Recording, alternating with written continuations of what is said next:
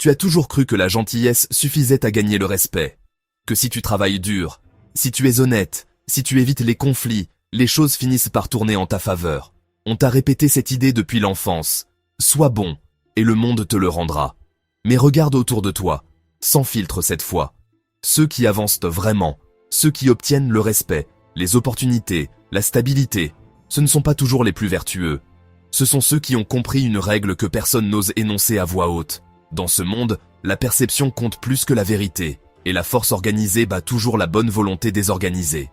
Il y a 5 siècles, un homme a écrit noir sur blanc ce que tout le monde pense tout bas, et que personne n'ose admettre en public. Un homme déchu de son poste, emprisonné, torturé, qui a transformé son observation du pouvoir en un manuel de survie intemporel. Son nom, Nicolas Machiavel. Son livre, Machiavel le Prince. Et ce qu'il y révèle va démonter, point par point, tout ce qu'on t'a appris sur la réussite et la loyauté. Dans les prochaines minutes, tu vas découvrir 3 vérités tirées de Machiavel le Prince que la morale conventionnelle refuse d'enseigner.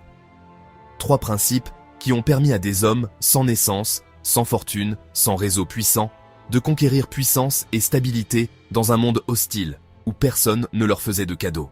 Ce ne sont pas des conseils pour devenir cruel ou manipulateur. Ce sont des outils de lucidité, pour arrêter de subir les événements et commencer à comprendre comment le pouvoir circule réellement autour de toi, dans ton travail, dans tes relations, dans chaque interaction où l'intérêt de l'autre entre en jeu. La première vérité concerne l'image que tu projettes au monde, et pourquoi ton talent seul ne suffit jamais. La deuxième, la nature réelle de ceux qui t'entourent, et pourquoi ta confiance aveugle te met en danger. La troisième, la plus dérangeante des 3, va redéfinir ce que tu penses savoir sur la loyauté, la bonté et le prix que tu paies pour vouloir plaire à tout le monde. Machiavel a passé sa vie à observer les cours italiennes de la Renaissance, un monde de trahison, d'alliances brisées et de coups de force permanents. Diplomate florentin déchu, emprisonné, torturé, il a rédigé Machiavel le Prince en observant ce qui fonctionne réellement, pas ce qui devrait fonctionner en théorie. Sa première leçon est brutale. Les hommes jugent par les apparences, presque jamais par la réalité. Il l'écrit lui-même. La plupart des gens se laissent prendre à ce qu'ils voient, et à l'issue des événements, pas à l'examen minutieux des intentions. Concrètement, ça veut dire quoi pour toi aujourd'hui? Que la personne qui réussit dans ton entreprise, dans ton quartier, dans ta famille, n'est pas nécessairement la plus compétente. C'est souvent celle qui a le mieux maîtrisé sa mise en scène, celle qui projette la confiance avant même de l'avoir méritée. Prends l'exemple d'un chef d'entreprise qui négocie un contrat majeur. Il ne va pas révéler ses doutes, ses difficultés de trésorerie, ses failles internes. Il va projeter une stabilité totale, parce qu'il sait qu'on lui fera confiance sur cette image, pas sur un audit complet de sa réalité. Ses concurrents, eux, qui étalent chaque incertitude par excès d'honnêteté, perdent la négociation avant même qu'elle commence. Regarde aussi ce qui se passe dans une simple réunion d'équipe. La personne qui parle avec assurance, même si son idée est moyenne, capte l'attention et l'adhésion. La personne qui a la meilleure idée mais la formule avec hésitation passe inaperçue. Ce n'est pas juste, mais c'est la réalité que Machiavel décrit sans filtre. Et refuser de la voir ne te protège pas, ça te désarme. Ce n'est pas du mensonge pur. C'est ce que Machiavel appelle suivre la vérité effective des choses plutôt que l'image qu'on s'en fait. Le monde ne récompense pas la vertu invisible. Il récompense la vertu qui se voit. Et voilà le piège dans lequel tombe la majorité des gens. Ils travaillent en silence, espérant qu'on remarquera leur valeur. Mais Machiavel le Prince nous rappelle une règle simple. Si personne ne voit ta valeur, elle n'existe pas socialement, même si elle existe réellement. Ça ne veut pas dire devenir un imposteur. Ça veut dire arrêter d'être naïf. Ta compétence, sans ta visibilité, c'est une arme rangée dans un tiroir fermé à clé. Voici l'argument central de Machiavel le Prince, celui qui dérange le plus, et celui qui te protégera le plus si tu l'acceptes. Machiavel décrit la nature humaine sans complaisance. Les hommes sont, par défaut, changeants, intéressés, prompts à fuir le danger et attirés par le profit. Tant que tu leur es utile, ils te suivent. Dès que le vent tourne, ils disparaissent. Ce n'est pas du cynisme gratuit, c'est une observation stratégique, née de l'expérience directe de Machiavel dans les couloirs du pouvoir florentin, où il a vu des alliances se former et se briser en l'espace d'une saison. Et elle explique pourquoi tant de gens se sentent trahis dans leur carrière, dans leurs amitiés, dans leurs partenariats d'affaires. Ils ont fondé leur confiance sur des promesses, pas sur des intérêts alignés. Et le jour où les intérêts divergent, la promesse s'évapore avec eux. Un prince, écrit Machiavel, doit s'appuyer sur ce qui dépend uniquement de lui.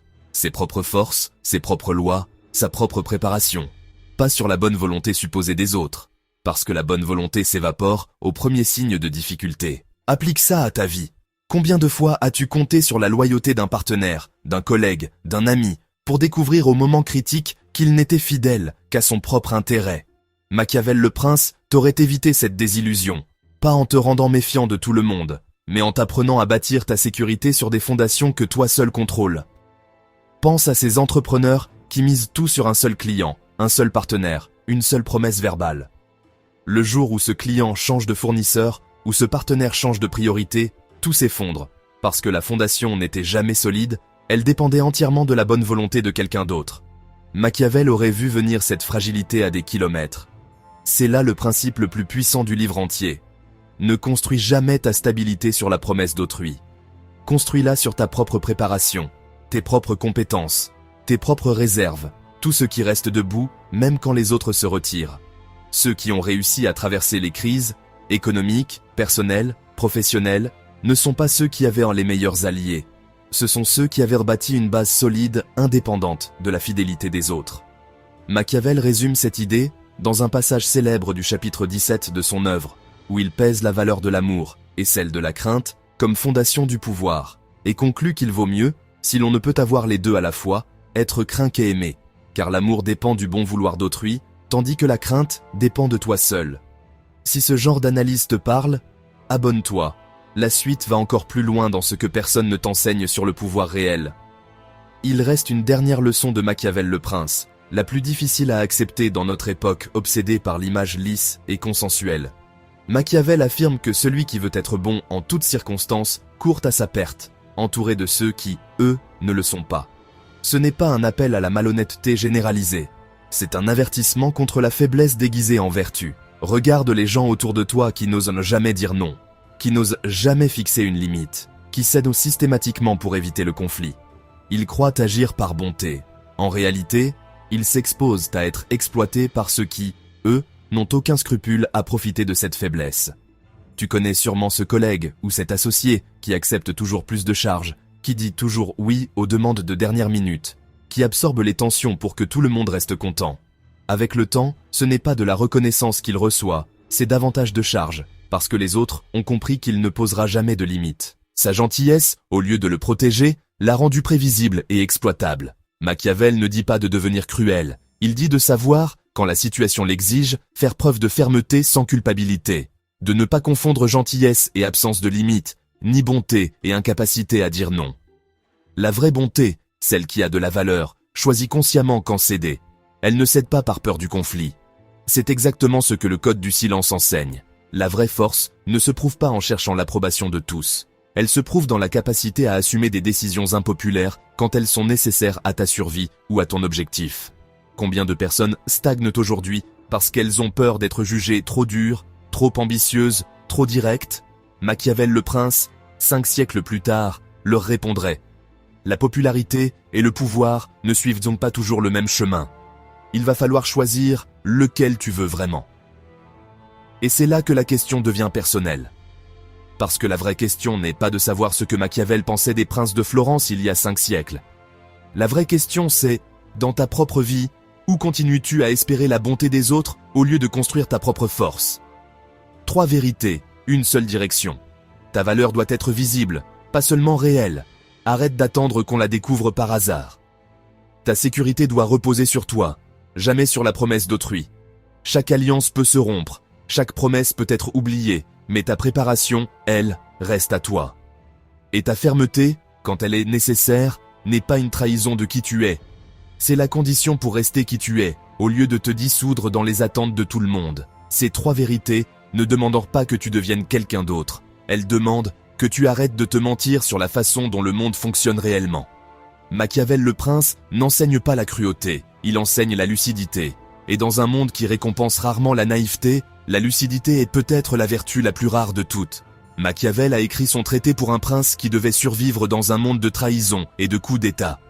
Toi, tu n'as pas à conquérir un territoire, mais tu dois protéger ton énergie, ton temps, ta stabilité, dans un monde qui teste chaque jour tes limites, souvent sans même que tu t'en rendes compte. Le code du silence explore justement cette discipline intérieure, celle qui te permet d'agir depuis ta force, jamais depuis ta peur d'être jugé.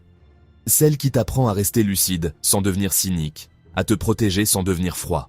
Le lien est en description si tu veux aller plus loin dans cette voie.